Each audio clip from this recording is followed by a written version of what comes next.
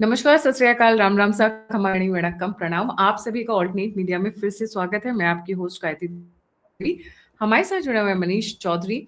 आज एक high level profile meeting हुई जिसके अंदर Rajnath Singh ji was a chair और इस पे बहुत सारी बातों के बारे में बात की गई। तो क्या सिर्फ बात सिक्योरिटी की हुई? क्योंकि गैस के बारे में तो आज हमने बात की, हमने ऑयल के बारे में बात की। राजीव नारायण जी ने अपने शो में समझाया कि already Bharat is in bumper state, so there is no reason to panic. In fact हमारे पास उतना आ रहा है जो हमारी कंजम्पशन से ज्यादा है। So next I think 5-7 days, maximum 10 days के अंदर ये जो अफरा तफरी का माहौल है गैस सिलेंडर्स वगैरह को लेके, that will be sorted out. उसी मीटिंग के अंदर जयशंकर जी ने इतनी बड़ी बात बोल दी है कि पाकिस्तान का पूरा मीडिया इस वक्त लोट पोट रहा है, नाच रहा है, कूद रहा है, हाथ पैर पटक रहा है। सोर्सेस से EM said India can't be dalal like Pakistan. जी Manish, a very warm welcome on the show. Thank you Gayatri ji, और आपके सभी दर्शकों को मेरा प्रणाम। सबसे पहले गैस और पेट्रोल की जो कमी की बात है, सब जगह लोग पैनिक करके जा रहे हैं, वहाँ पे वो कंटेनर्स में लेकर के जा रहे हैं पेट्रोल कलेक्ट करने के लिए। कृपया वो नहीं करें। वो एक सोचा समझा रणनीति है टू क्रिएट पैनिक। कभी नमक खत्म हो गया, कभी कुछ, और इस सिचुएशन को देख करके वही वल्चर्स जो है वो अभी गैस और पेट्रोल की वो डिमांड पे कर रहे हैं। जहां तक बात आती है, अभी दो नैरेटिव भारत में चल रहे गायत्री जी। उसमें से एक है जिसमें कि इन्होंने ये पेट्रोल वाला बना दिया है कि अरे खत्म हो गया, अब फिर से लॉकडाउन की बात कर रहे हैं डॉल ये। और दूसरा, जबकि उसका कुछ एंगल अलग था, उसमें हम लोग सेपरेटली उस पर डिस्कस कर सकते हैं, लेकिन दूसरा नैरेटिव एक और जो है, और ये दोनों नैरेटिव में समहाउ ये लोग मोदी, इसमें भारत पे है ही नहीं, मोदी को और भारत को एक साथ नीचे गिराने का इनका एजेंडा है। वो ये है कि पाकिस्तान बहुत बड़ा मीडिएटर बन गया है, कि भाई इतना भारत का इतना रसूख है, सब है, तो फिर पाकिस्तान कहाँ से मीडिएटर बन गया। और मीडिएटर वर्ड बहुत ही रिजर्व वर्ड है, मैं इस पे आऊंगा। जब ये सारा ये लोग पूरे सारे सब छाती कूट रहे हैं, अरे पाकिस्तान कैसे बन गया, पाकिस्तान कैसे बन गया, उसको आज सही आईना दिखा दिया AM जयशंकर ने, जो एक्सटर्नल अफेयर मिनिस्टर हैं। मीडिएटर वर्ड को उन्होंने साइड रखा, कहा कि भारत पाकिस्तान जैसा कोई दलाल नहीं है। अब मैं सबसे पहले मीडिएटर और दलाल, उन्होंने ये जो शब्द कहा है, ये सिर्फ ये कटाक्ष ऐसा करने के लिए शब्द है, इसका मीनिंग है प्रॉपर। मीडिएटर वो होता है जो वहां पर जब आप दो देश के बीच में रह रहे हो तो उसके अपने पॉइंट ऑफ व्यूज होते हैं कि आप ऐसे करिए, इस चीज पे आइए, इस पे डिस्कशन कीजिए, ये एजेंडा है, जो काइंड ऑफ दोनों देश से बात करके उस चीज को पास ऑन करता है एक दूसरे को, और बीच में अपने पॉइंट ऑफ व्यूज रखता है। यहाँ पर ये दलाल शब्द जो है, जो इन्होंने ऑल पार्टी मीट जो आज बुलाई गई थी, उसमें उन्होंने कहा, इसका बहुत ही पिक्यूलियर मीनिंग है। दलाल का मतलब होता है जब जहां जिस अपने सुविधा अनुसार उधर चला गया, जहां से कुछ मिला उसको कुछ डील के तरह उसको देखा। इसका अगर परिप्रेक्ष्य समझिए तो बहुत सिंपल है, ये वही पाकिस्तान है। मीडिएटर वो भी होता है ना जिसकी रिस्पेक्ट होती है, जिसकी बात लोग सुने, जिसकी स्टैंडिंग हो, जिसका पावर हो, स्ट्रेंथ हो, रिस्पेक्ट हो, डिग्निटी हो। इसमें से कोई भी वर्ड तो पाकिस्तान की उसमें तो फिट ही नहीं बैठता है डिस्क्रिप्शन में। बिल्कुल जी बिल्कुल, इसलिए मैंने कहा कि जो पॉइंट ऑफ व्यू है, जो मीडिएटर अपना पॉइंट ऑफ व्यू लेके आता है, जिसको दोनों पार्टी रिस्पेक्ट करते हैं, सुन सकते हैं, उस पर बात कर सकते हैं। पाकिस्तान का ऐसा कुछ भी नहीं है। सबसे पहले शहबाज शरीफ के ट्वीट को जिसको डोनाल्ड ट्रंप ने रिट्वीट किया, उसको बहुत सारे लोगों ने उसको हाईलाइट किया। उस ट्वीट में अगर आप देखेंगे तो शहबाज शरीफ तो पहले से हाथ खड़ा करके बैठे हुए, भाई मेरा इसमें ये दोनों अगर मानेंगे तो मैं अपना जो घर है, जो मैं बार बार बोलते रहा हूं कि वेसल स्टेट, वो घर जो है रेंट पे देना, वो मैं दे सकता हूं, आकर के बात करो। एक सबसे मैं उसी ट्वीट का, मैं कोई अपना पॉइंट ऑफ व्यू नहीं बोल रहा हूं, मैं शहबाज शरीफ के ट्वीट का मैं बात कर रहा हूं कि ये पाकिस्तान जगह है, अगर दोनों देश मानेंगे तो यहाँ पे आके बात कर सकते हैं। पाकिस्तान उसमें ये नहीं बोल रहा है। दूसरा चीज, दलाल शब्द का जो सेकेंड एंगल, जो आपने बिल्कुल कहा कि इसमें से पाकिस्तान कुछ भी नहीं इन्वेस्ट करता, वही पाकिस्तान है जिसने अमेरिका के बल पे एक सऊदी अरब से डील किया था कि भाई मैं तुम्हें प्रोटेक्ट करने के लिए आऊंगा। और जब लड़ाई हुई तो अब वो उसको दूसरी तरफ से तुर्की ने धमकाया कि भाई तुम उधर प्रोटेक्ट करने के लिए मत जाओ, पहले इधर आओ, नहीं तो हम तुम्हें हथियार नहीं देंगे। तो बेचारा सऊदी अरब को उधर अकेला छोड़ दिया। तीसरा चीज इसमें, ये वही पाकिस्तान, एक घटना में सबको बताना चाहता हूं, जिसके जो मुनीर, यहाँ के जो जनरल हैं, वो मुनीर मिला था ईरान के IRGC के बहुत बड़े जनरल से, और एक घड़ी गिफ्ट किया था। उसके अगले ही दिन इसराइल जो है पिन पॉइंटेड लोकेशन के साथ एक अपार्टमेंट में एक फ्लोर पे एक फ्लैट में जाकर के उसको उड़ा दिया। तो ये तो वो है जहां जिधर से पैसा मिला उसके लिए वो काम कर दो। इसलिए जो दलाल शब्द है इन्होंने, क्योंकि एम जयशंकर ने अगर उन्होंने यूज किया तो बहुत सोच समझ के इस शब्द का उन्होंने प्रयोग किया होगा। वैसे ही कहा जाता है जो कूटनीतिक होते हैं वो उनका हर एक शब्द का एक मतलब होता है, ये इससे बढ़िया मतलब तो बैठ ही नहीं सकता है। और इसका आपको अगर देखना हो रियलिटी, जो यहाँ पे छाती कूट रहे हैं और पाकिस्तान जिंदाबाद के नारे लगाने वाले जो कुछ पाकिस्तान के झंडा ढोने वाले इधर बैठे हुए हैं, भाई ये पाकिस्तान इतना बड़ा इसका रसूख होता, जो आपने कहा कि रसूख होना चाहिए तब तो वो डिस्कस करेगा। तो उसका तो खाने पीने का जो सामान है, एनर्जी और ये तो छोड़िए, पेट्रोल तो बाद में जलाएगा। पहले वो पेट्रोल जलाने से पहले जो खाने पीने का सामान जो स्ट्रेट ऑफ हॉर्मुज से आता है उसको तो आईआरजीसी ने वहीं से लौटा दिया, उसको तो वो स्ट्रेट ऑफ हॉर्मुज क्रॉस नहीं करने दिया। तो ये पाकिस्तान यहाँ पे शांति दूत अब छोड़िए, यहाँ पे ये मीडिएटर छोड़िए, मीडिएटर हमारे कुछ जो बड़े बड़े नेता हैं वो उसको पाकिस्तान को अभी बहुत बड़ा मीडिएटर बना दिया है। यहाँ पे तो ये अपना इसका जो हालत ये है कि आज से 10 दिन पहले से लॉकडाउन करके बैठा हुआ है। ये किस बात का मीडिएटर बनेगा? ये वो है भाई, कोई आया घर रेंट पे, इसको दे दो जगह, ये बात करेंगे, मेरा बात तो कोई सुनेगा नहीं, ये उतना ही इसकी औकात है। और इस औकात को जो ट्रम्प का जो कट्टर समर्थक में से एक मानी जाती है, ट्विटर पे उनका हैंडल लॉरा लूमर नाम से है, उसने सीधा सीधा बोल दिया कि आतंकवादी देश को कौन यहाँ पे मीडिएटर का ये बना रहा है। और एक और चीज गायत्री, जिसमें जेडी वांस पिछले 3 दिन से पाकिस्तान में लैंड कर रहे हैं, मैं तो अभी तक वो देखा नहीं हुआ जेडी वांस पाकिस्तान पहुंच चुके हैं। तो इसमें इस पूरा अगर घटनाक्रम को देखें तो दलाल जो शब्द है इससे परफेक्ट डिस्क्रिप्शन नहीं हो सकता था पाकिस्तान के रोल का। वो बोल रहे भाई आओ आओ इधर आओ, इधर बैठो, मैं हूं। लेकिन दूसरा दो पार्टी है वही एक दूसरे के लिए तैयार नहीं है, पाकिस्तान तो छोड़िए। और अगर ऐसा ही मीडिएटर और इस चीज का अगर बात करें तो रिसेंट में अगर आप मिडिल ईस्ट में जो भी कॉन्फ्लिक्ट हुआ उसके मीडिएटर आप दूसरा बड़ा देश उठा लीजिए, इसमें वो कतर रहा इससे पहले, उसको हम किस एंगल में या कैसे हम डिस्कस करते हैं ये सबको पता है।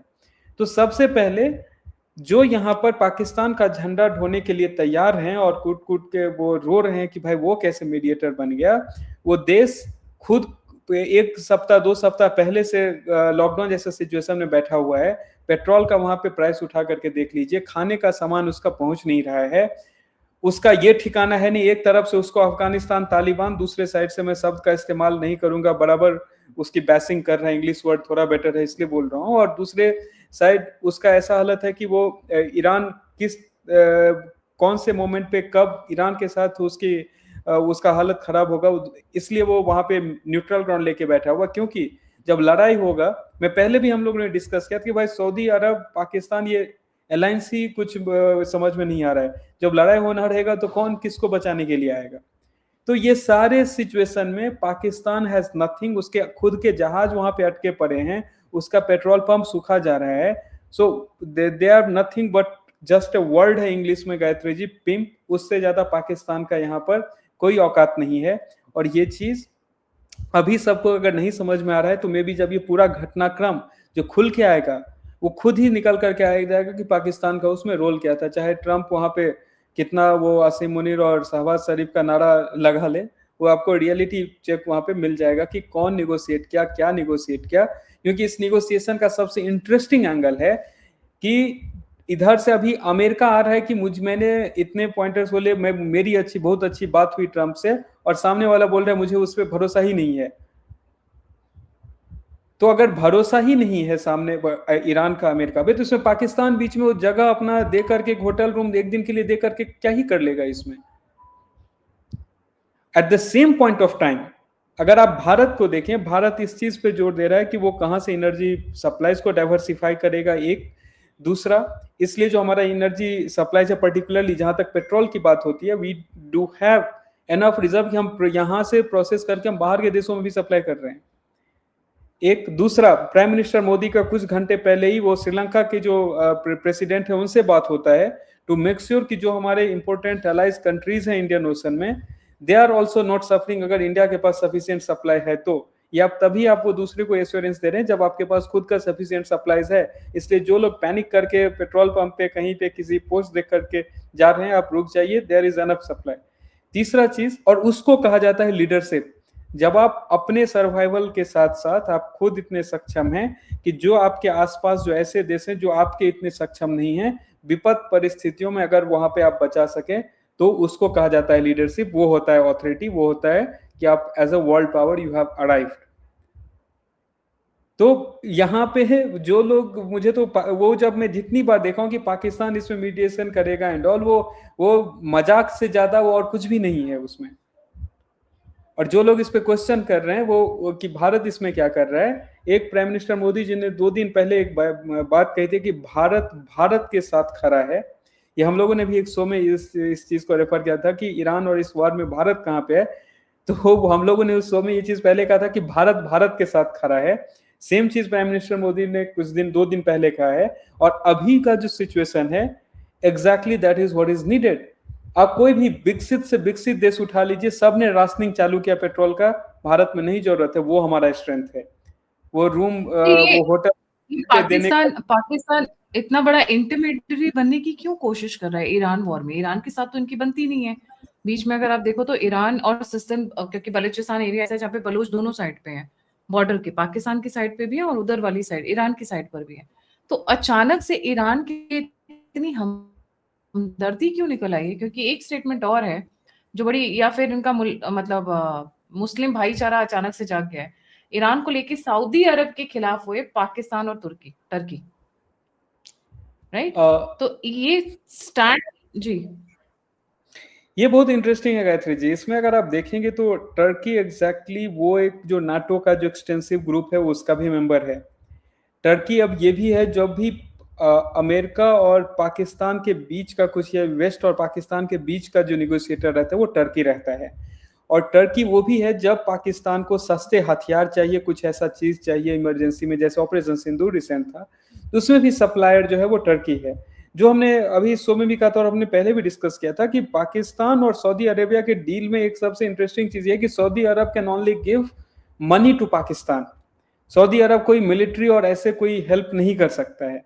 टर्की यहाँ पे ऐसा है कि वैसे भी एक खलीफा बनने का उनका चाहत हमेशा से रहा है, तो वहां पे टर्की ये एंगल देख। एक रीजन और है अवनीश जी, जो बहुत डोमेस्टिक रीजन है, सॉरी, डोमेस्टिक रीजन ये है कि इन्होंने शियास के अगेंस्ट में एक बहुत बड़ा गलत स्टेटमेंट दे दिया था कि get out of the country, Iran चले जाओ। शिया क्लेरिक्स को इन्होंने बोला था। पूरी की पूरी शिया कम्युनिटी इस वक्त उतर आई है। 3 लाख शिया इनके सिर्फ के सिर्फ पाकिस्तान आर्मी के अंदर है। तो अब इनको डर बैठ गया है कि उन लोगों को शांत करने के लिए, क्योंकि वो पूरे विद्रोह पर उतर आए हैं उनके उस स्टेटमेंट पे, कह रहे हैं या तो माफी मांगो और नहीं तो बवाल चालू हो जाएगा। Obviously they have their plans ready. और रोज शिया क्लेरिक्स के बयान आ रहे हैं, अगर आप पाकिस्तान न्यूज़पेपर उठाएं और वहां के सोशल मीडिया को फॉलो करें। ये एक और डर है जिसकी वजह से अचानक से उनके लिए ईरान का प्रेम जाग गया है कि भाई हम शिया ईरान के साथ भी खड़े हैं, we stand for Muslim Brotherhood, उस स्टाइल में। जी इसमें बिल्कुल आपने सही कहा कि सिया, और एक चीज और हुआ था at the same point of time कि जब वो ईरान के अटैक के बाद गोली चली थी तो कुछ पाकिस्तानी उसमें मारे भी गए थे। इसमें गायत्री जी एक इनका जो आपने कहा सिया वाला रीजन, एक जो मैं एक इंटरेस्टिंग पार्ट है कि बलूचिस्तान अगर आप उठाएं, अगर ये लोग स्ट्रांगली अगेंस्ट ईरान जाते हैं तो it won't take much time for Iran to make inroads in Balochistan. और जब मैं इनरोड्स की बात कर रहा हूँ, ईरानियन आर्मी को घुसने की जरूरत नहीं है। अगर बलूचिस्तान, हम लोग बार बार बात करते रहे, बलूचिस्तान का एक बड़ा पार्ट ईरान के भी हिस्से में आता है, जिसको कि ग्रेटर बलूचिस्तान जो इनका आइडिया है। तो यू नेवर नो कि किस मोमेंट पे वो जो एंगल है वो वहां पे स्टार्ट हो जाएगा। और पाकिस्तान का जो दलाल वाली बात है, मैं फिर से उस पर आना चाहूंगा इसी एक्सप्लेनेशन में। वो गाजा पीस डील में भी पाकिस्तान बैठने के लिए जाता है, उसके बाद वो सऊदी से भी वो डील में जाता है। अभी जब उसको दिक्कत लगा कि देखो इधर सिया क्लेरिक्स जो है वो हमारे अगेंस्ट हो गए, क्योंकि एक स्टेटमेंट आ गया था कि देश छोड़ दो, और दूसरा जो पाकिस्तानियों के ऊपर ही गोली चला था और 12-15 लोग मारे भी गए थे प्रोटेस्ट में, आई थिंक पेशावर या यूएस कंसुलेट के बाहर वो लोग प्रोटेस्ट कर रहे थे, वो भी एक एंगल है। और थर्ड, इनको जब लड़ाई करना है तो सिंस हथियार जो है वो अब सऊदी अरब नहीं दे सकता, वो टर्की ही देगा। कभी वेस्ट और इससे बीच में चाहिए निगोशिएशन चैनल तो टर्की बनेगा, तो भी वो भी एक। तो ये दैट्स वाई इतने सारे नाव पे ये पैर डाल करके बैठे हुए हैं कि चारों तरफ वो पैर जो है इनका फैला हुआ है। तो इसलिए दलाल सब जो है वो फिर भी मुझे लगता है कि जो जयशंकर जी ने उसको थोड़ा सोफिस्टिकेटेड बना दिया, एक लेवल पहले रोक दिया, वो उससे भी एक लेवल आगे की हालत में पाकिस्तान बैठा हुआ है। और जयशंकर रीजन जी ये ने है, नहीं अगर रियलिटी चेक बता सकते। करें तो वो गए मतलब चौधरी बनने, और घर में जो है वो चना भी नहीं है खाने के लिए, और हालत इनका ये है।